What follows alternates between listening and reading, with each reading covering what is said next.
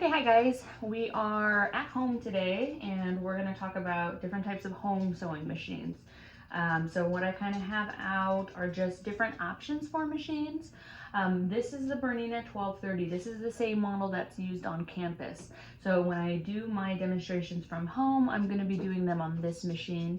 That way you can get accustomed to what it looks like at school. Hopefully when you come back into the semester, maybe in the fall. So I'll go over this and I'll go through the threading on this machine here. This is a little Singer. It's an Esteem 2, really affordable. I believe it runs for like $60 or $70. They actually have it available at Target, Walmart, a lot of different retailers. So this is a really inexpensive model and it has everything that you need. It has just regular straight stitches.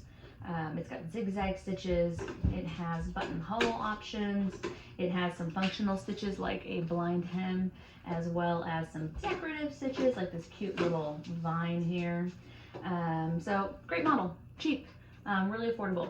Very, very similar in the components to the Bernina that I'm going to work with. I also have over here a Simplicity serger. It's a 4 or 3 spool serger, and you can see it might be a little hard to see there, but there's a chain on it, so it's very similar to the industrial Juki, the serger that we have on campus, in the chain that it creates. This is a great version for something at home. So if you're looking for a serger for home, something like this, it's a little bit smaller, it's a little bit more portable. It works really, really well. Again, this has a specific color on it. It's a little difficult to thread these, just like it is the ones at school. So it does require a little bit more threading there. But if you want to invest in a overcast, overlock, or a serger, this is a good option. So I have that there too. What I'll be doing for the most part though is I will be showing you options instead of using the serger. So again, most of you probably don't have a serger and that's okay. There are different options on your machine that will work just as well. So what I'm going to show you right now is I'm going to show you quickly how to thread up the Bernina and then how to thread up the Singer. They're pretty much identical, so it'll go by pretty quickly and then you can kind of see the differences.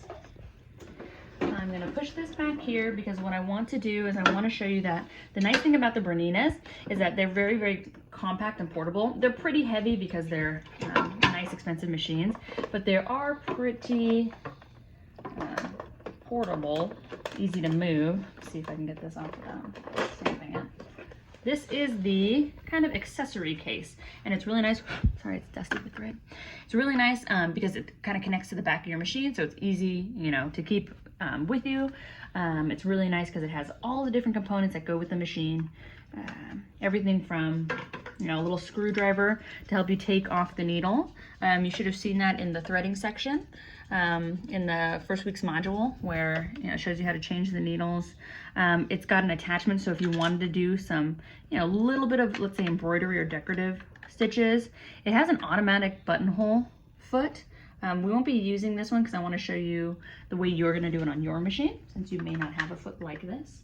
But it's just really nice because it's easy to keep all the components there. Now you can leave this kind of attached to the back of the machine, so you can kind of leave that clicked on back there. Or you can just kind of set it aside and have it ready whenever you need it. And you can use this tabletop. So there are some pins here for the table. And these are really nice. I really do like to use the tabletop when I'm working with projects because it kind of gives me a little bit more room to work with on the surface. So that's just an option. You don't have to use it, but it's there for you. Now what I'll show you is I'm just going to go ahead and go through the spool threading and the bobbin threading. So let me use pink so that might show up a little better. Okay, I'm going to take this spool and I'm going to put it on the left spool pin. This machine has 2 spool pins, just like the Juki, the industrial Juki. The reason why this one has 2 spools, however, is not for winding a bobbin and threading the machine at the same time. It's actually for the use of a twin needle. So at the end of the semester, we'll move into knits, and knits use a twin needle very often. So it's a very common way to hem something. And so we'll actually use both of the spool pins at the end of the semester when we use the twin needle. So for now, I'm just going to thread it as if I were threading the machine to start sewing. It's very simple. The first guide is here. It's just a small thread guide where you just pull the thread towards yourself and it just falls within this little hook here. It naturally draws you into this little cavity here. And so you come down and it leads you to the second step, which is this larger hook here. And you just wrap around it from right and then to left. Then it works you up to the take-up lever. And the take-up lever is really, really easy. You run your hand from right to left and it just falls into the eye of the take-up lever. I'm gonna go ahead and hand wheel just to show you that there's actually a hole in the take-up lever just like there is on the Jukies, but there's no need to take the time to come in here and kind of thread through the eye. That's unnecessary. You simply need to swipe your hand from right to left and it falls into that guide for you. So I'm gonna take my take-up lever back to the very top. And then there's one more hook that sits right above the needle. So there's one last hook that sits right above the needle and I'm just gonna wrap my thread around that. That's just to guide the thread down to the needle eye. Now the nice thing about a home sewing machine is that the eye of the needle sits forward. So I'm just gonna thread from front to back through the eye of the needle. Oh, if I can. If you have kind of frayed thread, that might make it a little bit harder. So use your shears, don't use your thread cutter. And I'm gonna attempt to use my thread cutter to make that a little sharper. Okay, pretty easy. So once you've threaded the top portion of the machine, and again, it's only 4 simple steps: spool pin, first guide, hook, take-up lever, and then the small hook above the needle. Okay, and then again, the needle gets threaded front to back. Pretty simple. Now you need to thread the bobbin and case. So I'll show you how to do that. This is a bobbin specifically for this machine. So I don't know, you might be able to tell, but it's a little bit fatter than the Juki bobbin. It's about the same size and diameter, but it is definitely wider than the Juki. So you want to make sure that you're using the correct bobbin for the machine you're using. The bobbin case also, which I'll grab over here, also is specific to this machine. So it looks a little bit different. This one has this little finger that kind of sticks up. So that's important to kind of recognize that. Your machine might look a little bit different. Your machine might even have no bobbin case and just a bobbin that it uses. And those are usually like a drop bobbin. And so you just kind of lift up a compartment and you drop the bobbin flat into the machine. If that's the case, there's a different way to do that. And if you have questions, just let me know.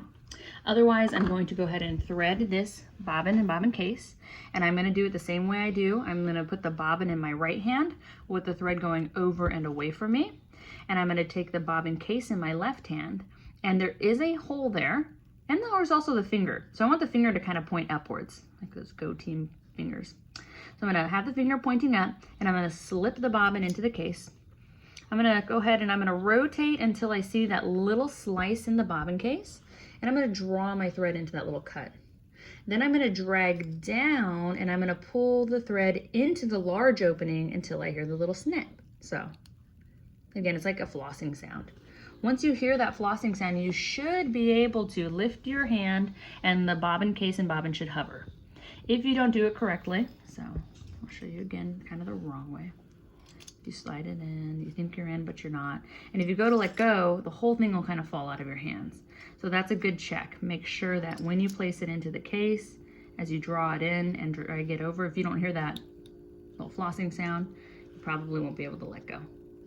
Okay, that's pretty much it. So it's pretty easy to get this one threaded. Now what we're gonna do is we're gonna place the bobbin case into the machine. What you want to make sure of is you want to make sure that everything down here is situated and is ready to go. This will be aligned if your take-up lever is at the very top. If your take-up lever is not at the very top, then the bottom compartment, the bobbin compartment, is not ready. So make sure that you're hand wheeling towards yourself to get the take-up lever to the top. Once it's there, now you're ready to place the bobbin case in. What I would suggest with any bobbin case that has this little finger attached to it is take your thread to the left side. So draw your thread, if it's kind of sitting on the right, just bring it to the left so that that little finger doesn't get kind of caught in the way. The bobbin hook will kind of get tied around then and then you might break your thread. Once you have it facing up, you're going to take it. There's a little hole that fits on this pin here you're gonna slide it onto that pin, and you're gonna push until you hear the, when you hear that clicking sound, you know it's in. So you can kind of put your finger in there and try to wiggle it around. If it doesn't wiggle, then you're good. You're ready to pull this thread to the top of the machine. Now we need to get that thread up. So we're gonna do it similar to the way that we did it on the Juki. I'm gonna put my hand behind the machine and lift up the presser foot lever. Remember that raises and lowers the presser foot there if I just lift it up and down. So I'm gonna lift it up, give myself a little bit of help here. I'm gonna take the spool thread and I'm gonna put it under the foot and I'm gonna hold it in my left hand. And what I'm gonna do is I'm gonna put my right hand on the hand wheel and I'm gonna rotate towards myself, watching the take up lever. I want it to go all the way down and all the way back up. So I'm gonna go ahead and rotate all the way down and all the way back up. Now what I'm gonna do is I'm gonna give a little tug to my left hand. Remember, my hand stayed there and I left a little slack on the line. It does all the work for me. So I'm gonna go ahead and use my little screwdriver. I'm gonna pull the thread to the top. And now you'll see that there are 2 threads coming out of the machine. I'm gonna push them to the back of the machine, put my presser foot down, and I'm ready to start sewing. Okay? So what I wanna show you now is while I'm here, let's say you start to sew and you break a needle on accident. It happens all the time, don't worry about it. It's gonna happen. In order to change the needle, you need to have a screwdriver for my machine. Most machines will require some type of a tool to get it out. So these ones are pretty simple. Most machines have a screw that holds the needle in. I'm just gonna loosen it, lefty-loosey, and I'm gonna drop the needle out. Now, this is a universal needle. So again, if you go through the module, you'll be able to read up on the different types of needles. I'm using a universal. It's pointed, so it's a sharp, but it's not as sharp as a true sharp. So it's got a little bit of curvature to it, similar to a ballpoint. So it's about it's halfway in between. And the reason for that is because it's capable of working with wovens and knitted fabrics. This is a size 80-12, so it's about a medium weight. Again, if you go through the needle descriptions, that's just the number for the European size and the American sizing. And it's a direct system, so the smaller the number, the smaller the needle, the larger the larger. So a 12 is right in the middle, an 80 is about right in the middle. So this is great for medium weight materials. Now, when you go to throw this away, be mindful, make sure that you find if it's maybe broken, find that pointed end so you can throw that in the garbage also. And when you go to replace it with a new needle, you will notice that on a lot of the universal home sewing needles, there's a flat portion in the background. So I don't know if you can kind of see that, but there is a flat portion to the needle. So if I kind of rotate this, you can see it's rounded and then there's a flat side. That's called this part here is called the shank. And this flat portion is usually what goes towards the back of the machine. This is the shaft here, and this shaft is what they determine the size of the needle. So depending on how fat or skinny this is, how thick or thin, that is the needle size. The eyes kind of differ in sizes depending on the size of the needle. And again, you can purchase them sharp, ballpoint, or universal, and this is a universal. So to replace it, I'm just going to take that flat end and I'm going to put it towards the back of the machine, and I'm going to just reinsert it into where the other needle came out. There's a little hole there that fits perfectly. And then I'm just going to retighten that screw. And now I've replaced my needle.